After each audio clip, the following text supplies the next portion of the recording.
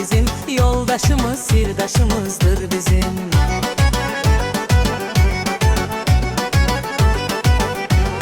Talışlara kurbandı canımız, bizim onlarla bir ahır kanımız. Güzeldi, cennettir o ünvanımız, yüreğimiz hem canımızdır bizim, yüreğimiz hem canımızdır bizim. Olup olacak hemmişe devranları, var oranın hem iyi olanları, güler yüzlü melektir insanları, dostlarla sarılıp dört bir yanımız, dostlarla sarılıp dört bir yanımız.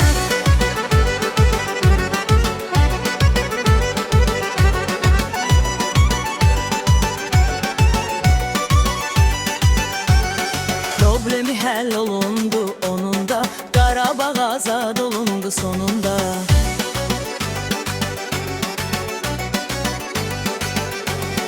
44 günlük bu döyüş yolunda, Talışlar oldu bize dermanımız, Talışlar oldu